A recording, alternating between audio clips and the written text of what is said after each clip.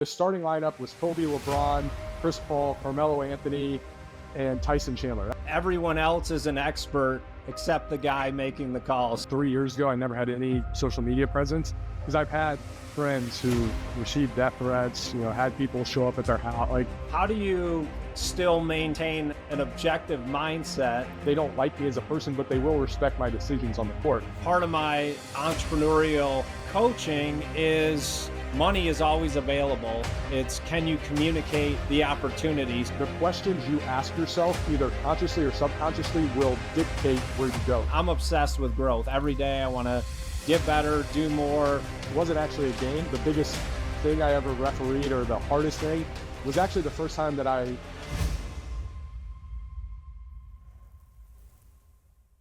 would like to welcome everybody to another episode of the House of Bricks podcast. If you've been following our show, you know we have featured some of the greatest athletes in the NBA, NFL, Super Bowl champions, NBA champions, top keynote speakers, CEOs, doctors changing the landscape of healthcare. And as you know, 50% of the calls or 50% of the people are going to be disappointed with every call that he makes. So Tommy Short, welcome to the House of Bricks podcast. I go one step further and say everybody disliked every decision I made, but half the time they were a little less disappointed. But I don't want to cloud anybody's judgment and think that like half the people like me. It's like everyone disliked me, but for a moment in time there was like a little less dislike. But yeah, everybody pretty much disliked me. That's a great correction, and I can't think of another profession where everyone else is an expert except the guy making the call. So the people in the stands, the parents, the players, you're under a microscope 24/7 on the court. But before we get into some of your experiences as a referee, I'd love to have you just tell us a little bit about yourself, educate our audience and listeners. We have some very passionate people that are competitive in sports, business, life. They want to be better fathers, better husbands, better spouses. So we're really about growing and using life's experiences for you. So love to have you tell us a little bit about yourself. Yeah, I mean, maybe I'll fast forward and kind of give you the meat of it. So spent nearly 2 decades officiating college basketball. Started right out of high school. So it's kind of funny. I got hired in this small college at 19. So some of the games I worked for the first few years at them, some of the players were actually older than me. A couple of them were like, "Hey, how old are you?" And I'm like, "How old do you think I am?" So that was funny starting out at a small college. And then like anything else, right? You just start asking questions. Success leaves clues. I knew there was guys at this level that I wanted to get to, whether it was the NBA or college. Obviously, the NBA was the ultimate dream. And that didn't come to fruition. Still had a wonderful career. And I often joke, I got a PhD in human behavior as I look back at my officiating career, because I had to be a great teammate. I had to be really decisive. There's back and forth, but on average, anywhere from 500 to 700 decisions within a 40-minute game. And a lot of those were in, as you know, as a former player, 10, 15-second spurts. So highly scrutinized, like you open the show, right? For 38 minutes, I had to be really, really good. And then for the last 2 minutes, I had to be perfect. Because if I wasn't, I'd end up on SportsCenter, right? And as a former player, if I make a mistake with 18 minutes to go in the first half, you've got about 60 other chances to make it up. But if I kick a call or I mess something up in the last second or so, you might not have another possession. Now I can go back and forth with a lot of people and say that, that last call at the end of the game, that didn't decide the game, right? As I look back on that career, everything that I learned on the court has now transitioned to what I do as a speaker and a coach. So many valuable life lessons. As you know, sports is the ultimate life teacher, if you will, right? Where you can just learn so much. And I often say now when I speak to groups, whether it's medical device company or, a retail store at their corporate headquarters, like, look, I'm not going to teach you how to sell more. I'm not going to teach you, how to do X, Y, and Z as it relates to sales. But what I can share is how to be a great teammate. Some of the things I mentioned at the beginning, how to be decisive with action, how to prepare, how to evaluate your own performance so that you can always evolve. There's a great quote, the difference between the master and the student is that the master has never lost the art of being the student. And that's why sometimes the student thinks, well, I've arrived. Well, I've had the fortune of working with our Olympic team, and in 2012 and 2016. And even at that level, with the best of the best, there was even another level. So I was fortunate for that experience to work with our men's Olympic team to really understand, even at the highest level, there's another level, and it's not the outward competition, it's the inward competition. Well, Tommy, you covered a lot of information there, and one of the things that you said, and something I never think about when I look at an official or referee in the game, is they are a teammate. Like, they're working together.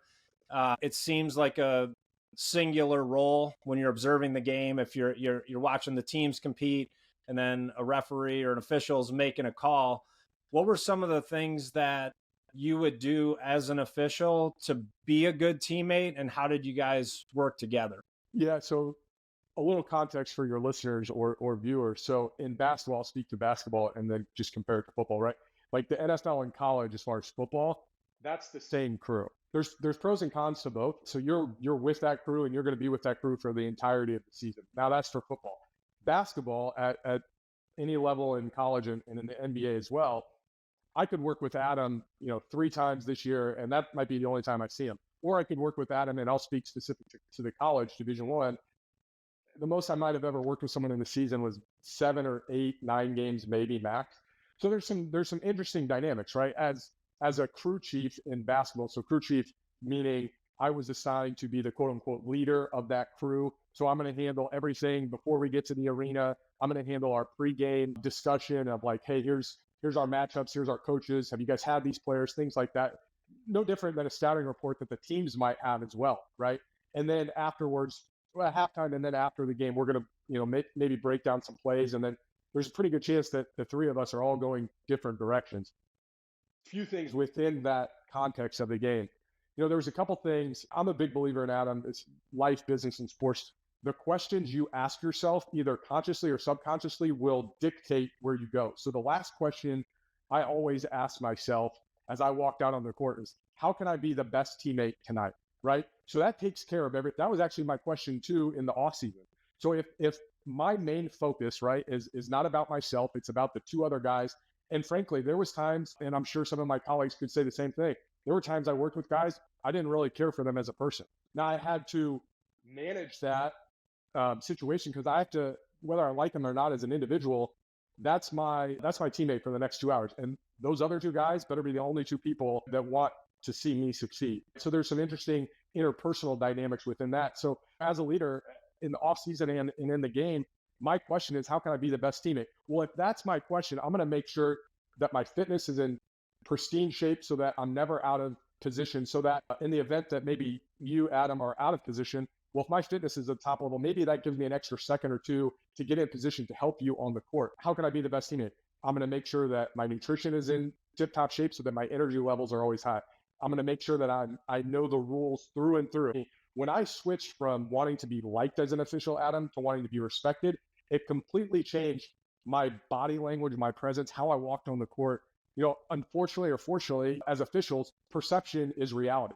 So they're looking at everything from the time you arrive at the arena. How are you treating that person that opens the loading dock door? And that's the first person you see. That, by the way, they have nothing to do with the game or you. They're just literally, sometimes it might be a police officer or an arena worker. So how are you treating that person? I'm a big believer in do boring better, right? Like the fundamentals are how you get ahead. And that was no different as an official. So I was always very conscious of how I was allowing my teammates to be the better version of themselves, and how can I be a small part in the background to really elevate the other two.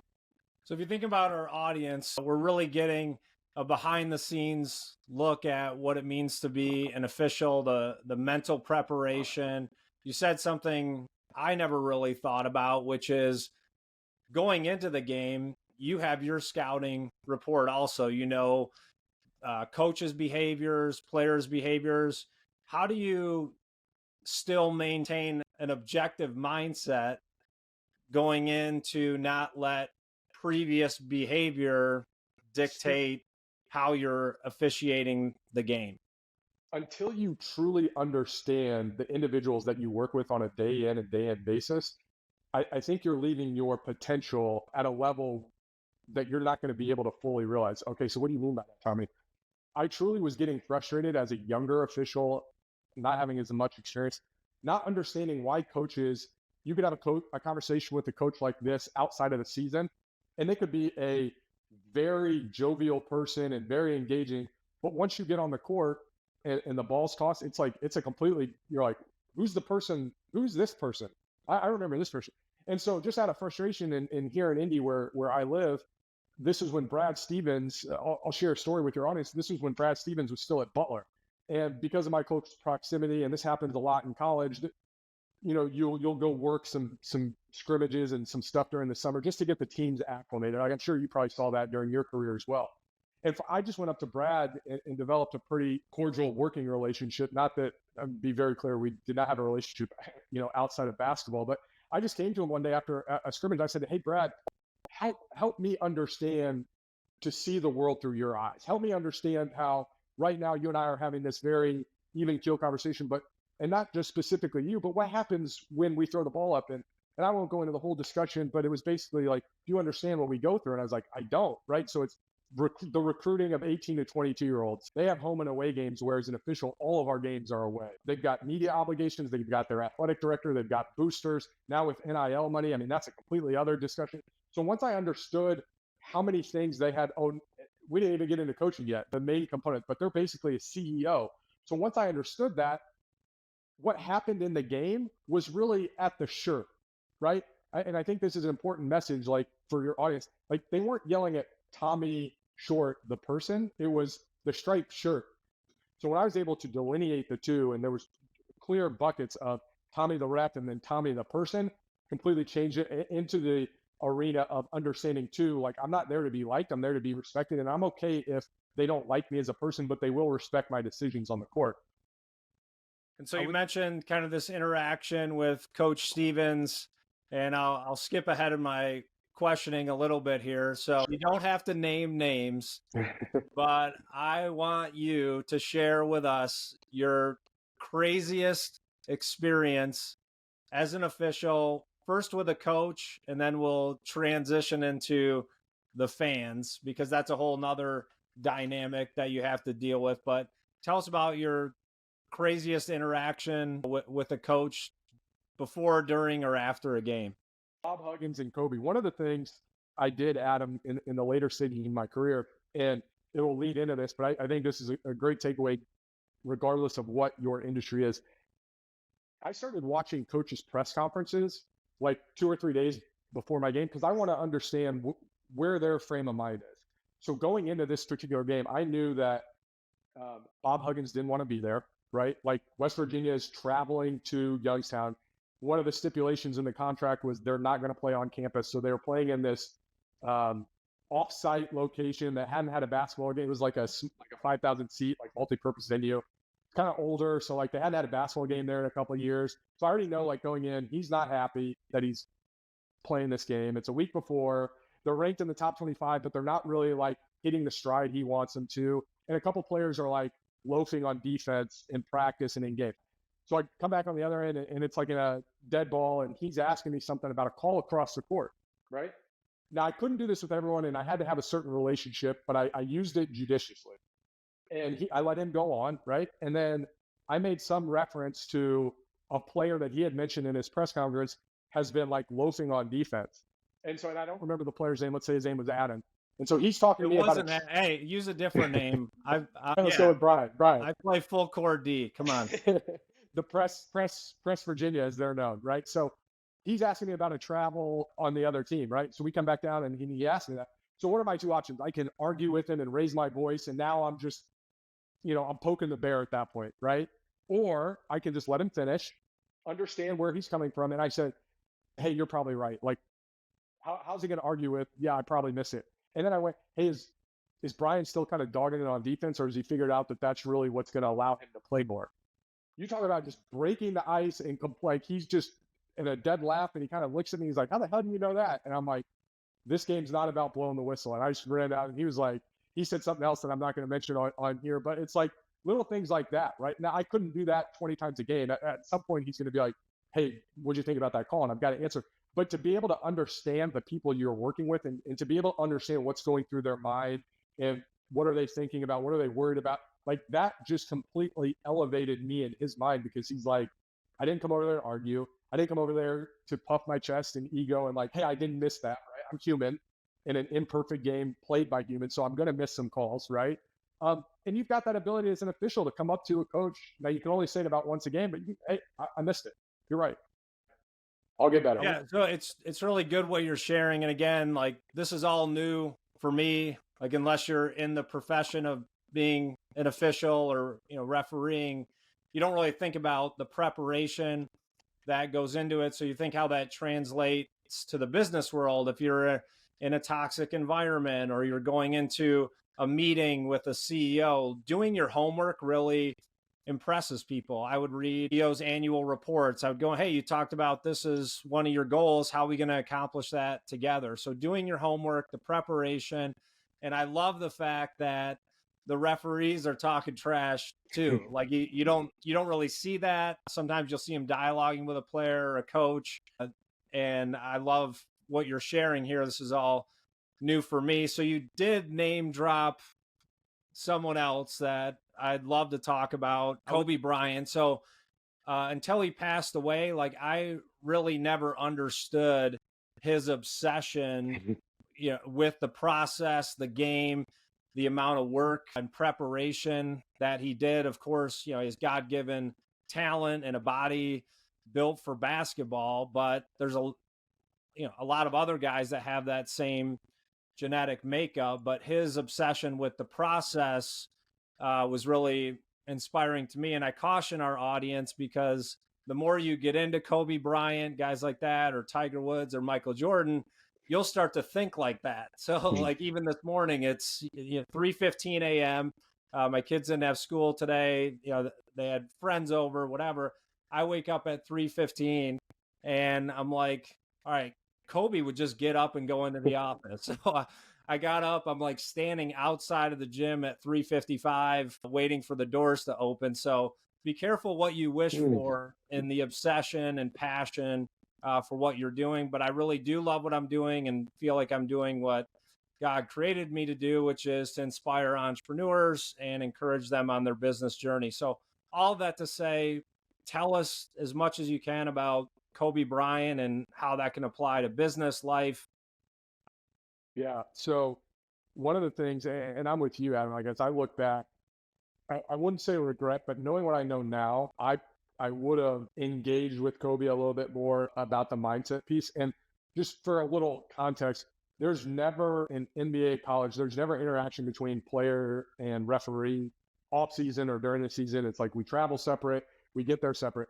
But with USA basketball, it's a little unique because as they get ready for the Olympics and the World Championships, the FIBA officials, as I was a member of, we do all of their tryouts. We do all of their exhibition games. Now in a sanctioned tournament, like when I traveled overseas, you never can referee your own country in a sanctioned FIBA game, international game. But for exhibitions and leading up to the Olympics, like the country can pick whoever they want. So just a little context. So the story I'm about to share would never happen like in the NBA or college or anything. So people always ask me once they hear I was a ref.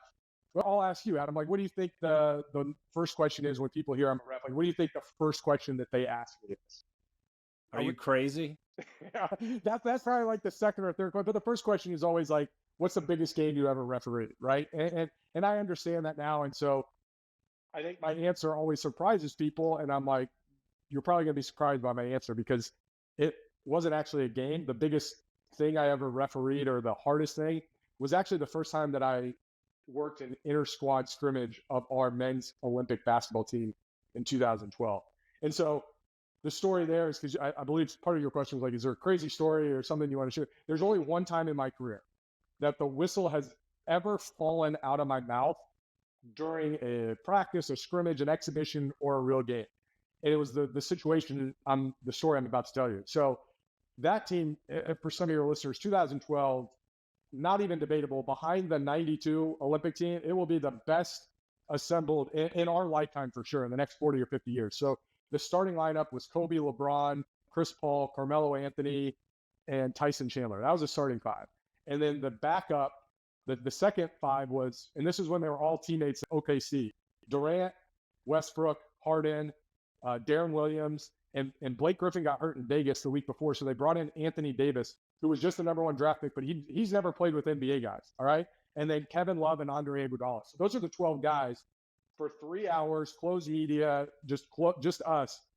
And I know there's a documentary on Netflix. Everything in that documentary is 100% true. Now, I didn't work with that team because that team was 08, but everything you saw there, everything's true. Like I tell people, like the allure of those USA Olympic practices, like that's like the Loch Ness monster, but like I've been in them.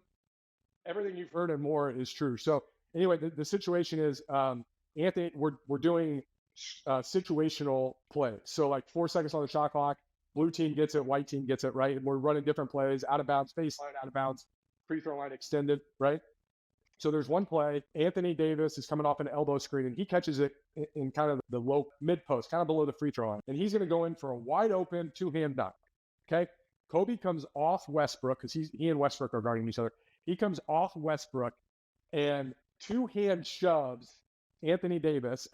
Again, Anthony Davis going in for a wide open dunk. Kobe 2-hand shoves him, and he probably goes 10 to 15 feet, and the whistle just comes out of my mouth. And I'm like, number 1, this is practice, right? Number 2, it's not like this is just someone off the street from the YMCA. Like, this is Anthony Davis. Not that he was better than anyone else, right? But number 1 draft pick, whatever.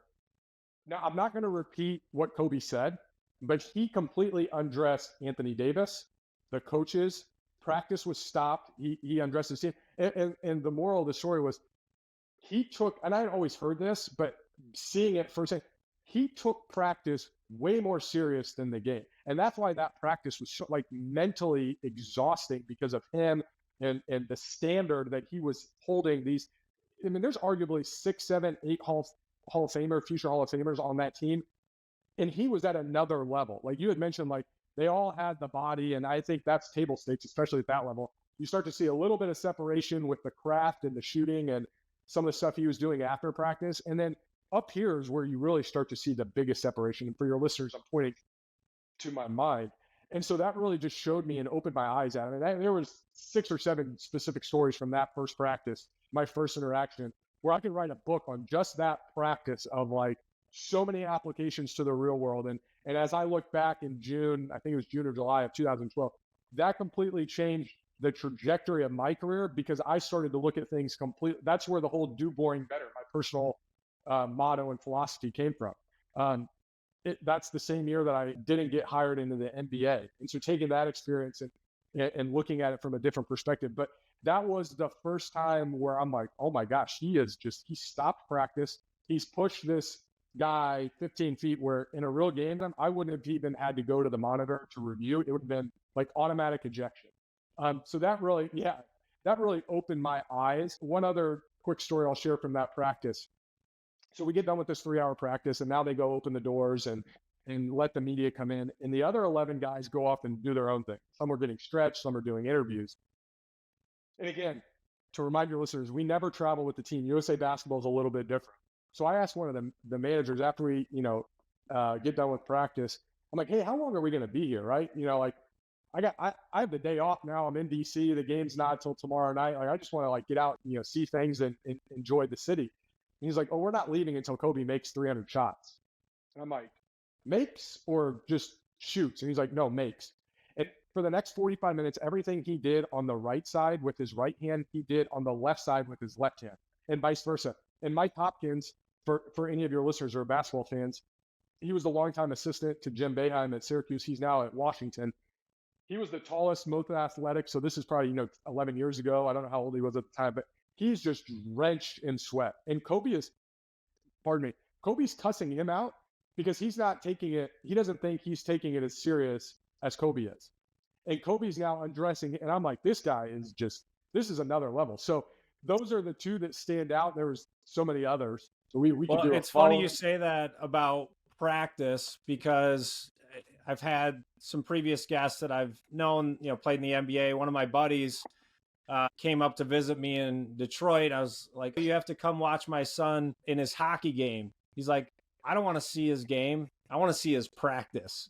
And we went and watched practice and he was like, breaking down. So people that play at that high level, they understand the work and preparation that goes into practice. And Kobe, as I mentioned earlier, I've studied him a lot, some to my own demise, but I'm now getting after my own sons, like, hey, yeah, I'll come watch your game, but that's just like, the icing on the cake. I want to see how you practice, how you prepare. Those are the things you can control. And then the game is the overflow. So if you think about in your work, your profession, it's really in the preparation, and then that actual meeting that you're having, the sales presentation, you've done it 1,000 times. Like you said, Kobe, and he didn't just shoot 300 shots. He had to make 300, and he's doing it at the highest level. So that's an incredible story. And earlier you picked up a sunglass case or whatever it is, your glasses case. But real quick, Adam, the practice component for those of your listeners, entrepreneurs or sales leaders or folks that are on the front line in sales, like think back to, now I didn't play any sports in high school. You obviously did, but and I'm sure a lot of your listeners did, even in college too. But if you think back to high school, right, you're probably spending 18, 20 hours practicing, right? Now, depending on your sport, if you have one game, football, obviously one game, basketball, you might have two. Let's just say for sake of argument, you have 4 hours of an actual game, right? And so 20 hours of practice, 4 hours of game time, right? And that's in high school. Like, we're not getting paid for that. Then we get into the real world, and it's the complete opposite. We practice like zero, if any, like even like top performers. I mean, they're practicing a lot more, but I would say just from my experience working with sales teams or interacting with leadership groups, like the practice piece is like 2% and the play is like 98%. It's the complete inverse of a sport where you're not getting paid and you're, 14 to 18, but then you get in the real world where your livelihood is at stake and your commissions are at stake. And it's like, well, why would I practice? I've got all these opportunities to meet with people. So I wanted to add in that little anecdote because that just completely like shifted my perspective. And I'm like, I never even thought of that because I never played high school sports, refereed high school when I first started. But it's so true, is like the practice play percentage gets flipped when we get into the real world. And it almost should be the reverse. Like our practice should go up because money's involved. 100%. I'm so glad you said that, because part of my entrepreneurial coaching is a lot of entrepreneurs are bootstrapping a business and they want to raise capital. I tell them all the time, money is always available. It's, can you communicate the opportunity? So they go and they make a business plan or an investor presentation. And then I say, all right, let's run through your presentation. It's not clear. They haven't practiced it. And so we literally role play. All right, I'm a venture capital firm. You're trying to raise $5 million. Make your presentation. And they don't do any of those reps unless they're actually in the meeting. And so it's great that you say that. And that's one of the things that we do with our coaching, is getting those reps in. And, sales, business, being an entrepreneur, it's all about being able to transfer certainty. I believe in what I'm doing, and I want you to know that I believe in what I'm doing. You don't have to believe it, but if you see my confidence and my belief, then typically a transaction can take place. And I think the final component there, I agree with everything you said, is, and I'm a big believer in this, is like, hey, this might not, like, I'm not for everyone. Like, that's how I usually start out conversations, whether it's about coaching or speaking, because I don't want there to be any like misnomers or like it says on my website too, like, I'm demanding this isn't for everybody. And I'll tell people that when I talk about speaking, like, I'm going to make some people uncomfortable in the crowd. Are you okay with that? If not, like, I'm not your just like yippee, kaye motivation here. Like, that's not me. Now I'll share some stories, and if someone gets inspired, that's on them. But make no bones, like, I'm not coming in there to like glad hand to everybody there. Like, it's going to make some people uncomfortable, and coaching too. But I think that's where our greatest growth comes from, is when there's some resistance and when we actively seek that out. But if you're just going and waiting for that presentation to practice, I think you're leaving a lot on the table. But I think that last component of like, look, we're not for everyone, right? I think that just makes it more human. You can be confident, you can be courageous, you can ask tough questions, but just putting on that human element of like, look, I'm not for everyone, because the truth is I don't want to be for everybody. And I think that kind of that weeds the people out a little quicker and not drag it along of like, look, I'm not for everyone, and I'm okay if after this we don't move forward. I think it's that Midwest personality, right? You don't really need approval from other people, but I'm trying to grow my comfort zone, not go out of my comfort zone, but expand it. On my first couple of podcasts, people are like, you look like you want to kill somebody. I said, well, that's just my natural resting face. So now you see some of these are forced smiles, but I'm getting better at smiling more and more because I enjoy what I'm doing. But I'm at that same level. Like if you want to compete at the highest level, I'm great to work with. If you don't want pushback, feedback, the only way to grow is through resistance. You go in the gym, you lift heavy weights, tears down the muscle, builds it back up, and you come back stronger. That's the purpose of coaching and personal development. And you look at guys like Kobe, Tiger Woods, Michael Jordan, they all had coaches and they were the greatest of their profession to ever walk the face of the earth. And yet they still have coaching because they do provide accountability, discipline, structure, feedback. We all need coaching at some point to help reach the next level. So we can go back to my previous question. Yep. I met you in Detroit at the Impact 11 event. It was a great event. Josh Linkner and his group, I've known them for a long time, top notch, just the way they did everything, the content. And I heard your story a little bit. I was like, I have to go meet this guy because I need to hear the voice of an official and just how you were able to maintain the thick skin during the officiating.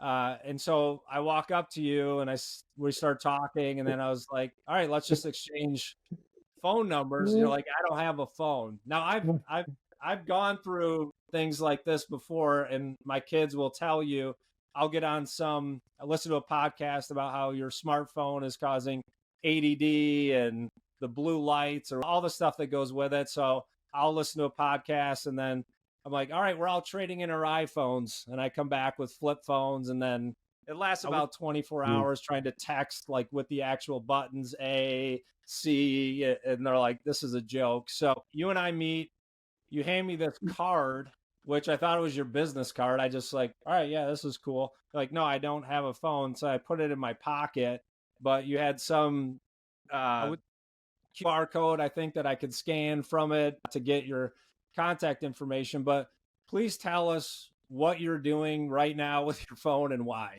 Yeah. Yeah, it's always interesting, especially since I started this journey of like, when I meet people and I tell them this, just the conversation from that alone. But again, a little more context, and this goes back to officiating. So as an official, we were attached to our phone, right? Like literally and figuratively, because that's where we got our game assignments. If you think about, and again, your listeners have probably never thought about this, basketball season's between October and March. Well, in the South, it's okay. And then in the far West, it's okay. But everywhere else, that's winter, right? So I'm checking weather updates, flight updates, hotel reservations, rental car reservations. Miraculously, in my 17-year career, I never flew to the wrong city because we handle all our travel, unlike the NBA. So just that I never showed up in the wrong city refereeing like 750, 800 games is an accomplishment in and of itself. So always on. And then the story I share is like, you know, if three guys are working a game and one guy gets hurt, that supervisor is going to pull up his list of like, all right, here's the 20 guys that are available, kind of ranked in his, you know, preferential order. Well, let's say Adam's name is number one on that list. He's calling Adam, and Adam gets 4 rings. He's not leaving Adam a voicemail. He's not leaving Adam a text, and he's not waiting for Adam to call back in 2 hours. So you got about a 20 to 30 second window if you have the day off and there's a game. Or even like there was times when I woke up in one city and my supervisor was like, hey, figure it out, but I need you to go to Dallas. And you're in, you know, Morgantown, West Virginia right now. So it's like, all right, I got to figure this out. That was my life for 17 years, like always on, always on. When I stepped off the court in 2020, I felt God was saying like, hey, this chapter of your life is over and you just got to trust me and we'll figure out what the next thing is. So I was taking steps when I retired of removing all notifications on my phone, didn't have email on my phone anymore, put my phone in black and white, utilizing do not disturb, little things.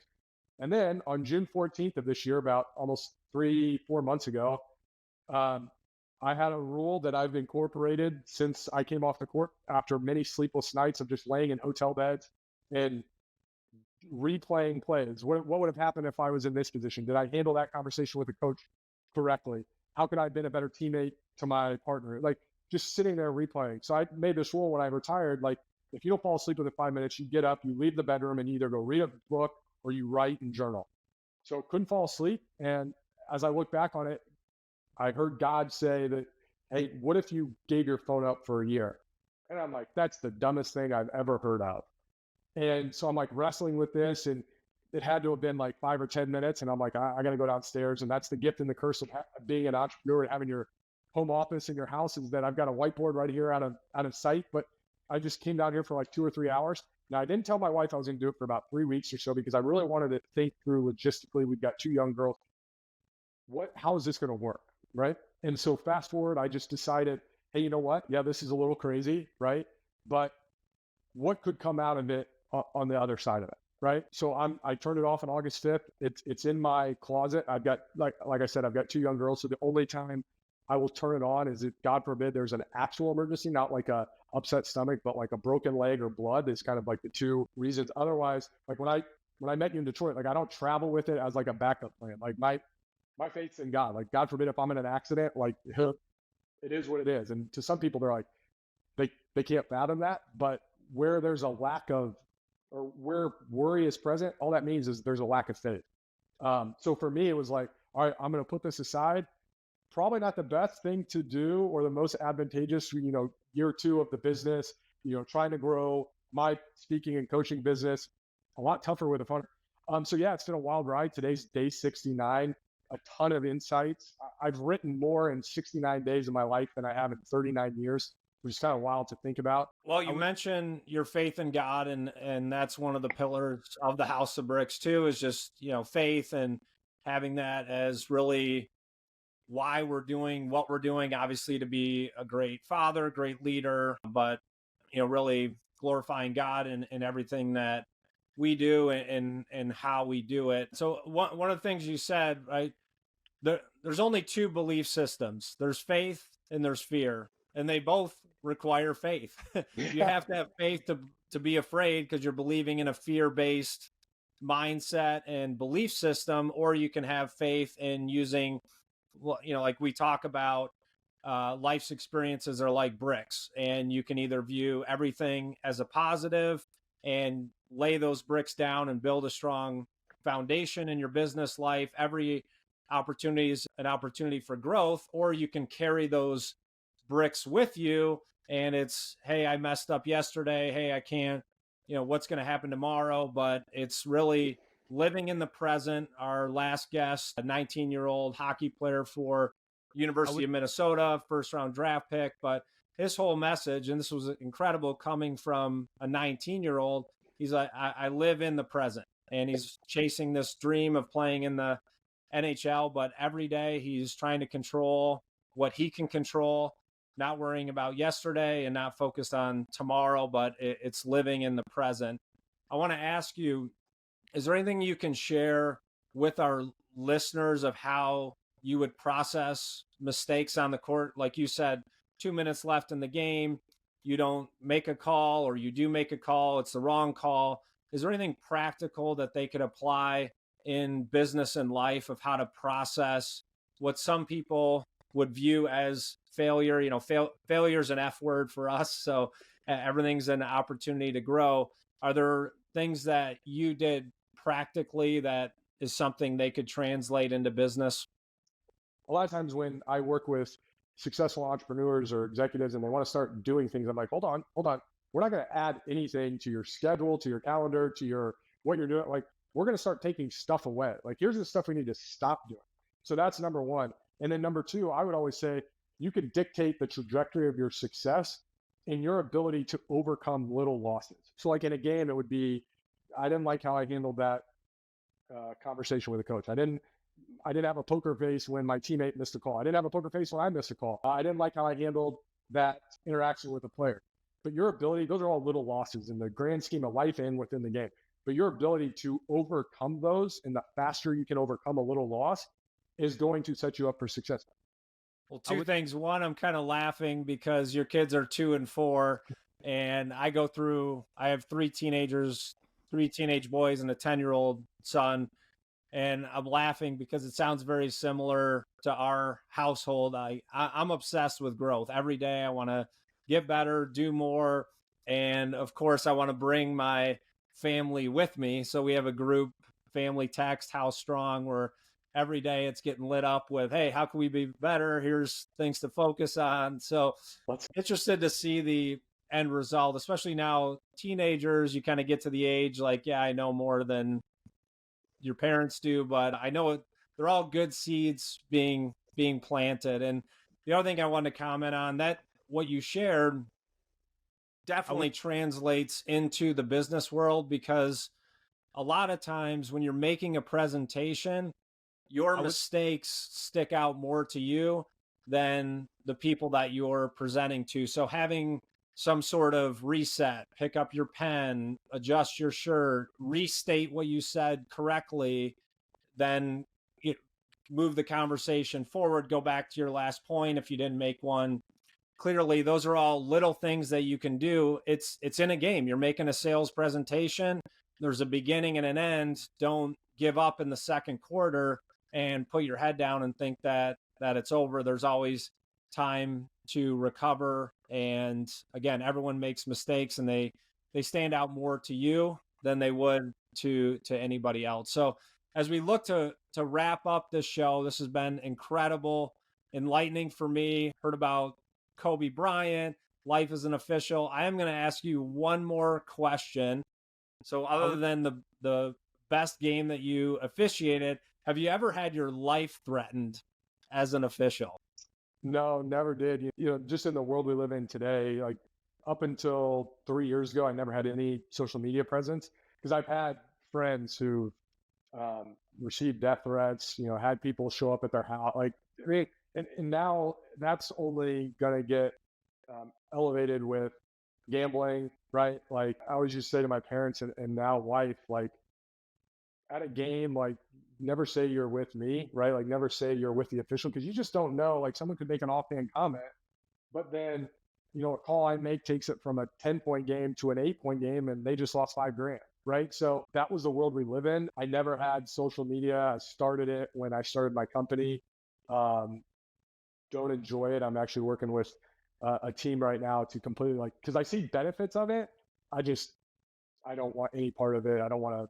I'll give them all the content, and they can run with it, but I have no interest in even today of having an active profile, because you just never know, like, what, from a basketball standpoint, how much money or situation that, like, so I just was like, stay below the radar and don't give people ammunition. I'm right there with you. I was never on social media prior to starting the House of Bricks and my executive coaching, but it does give you a big platform to do positive things and inspire people. And I do have a great team that listens to me probably more than they want to, but they can communicate now in my voice, right my way. So it's good to build the right team around you to do that and make a big impact. So Tommy, I want to thank you for being a guest on the House of Bricks podcast. You are the first official. I wish you would have been here in person. Yeah. I would have been two firsts. You'd have been the first guest in the actual studio, but we're leveraging technology to get the word out and share your story. Good luck on that iPhone sabbatical that you're on. I would say I'll text you after the show, but you won't respond. I won't respond. You didn't give me your cell phone number. So, but once again, thanks for being a guest on the House of Bricks podcast, and best of luck with your executive coaching. If people want to learn more about you and your public speaking, we're going to put your information on the website and also in the post of the show. So Tommy, thanks for being a guest on the House of Bricks. Thanks, Adam. We'll do round 2 in person. I'm all for it. When you phone. Yeah. There you go.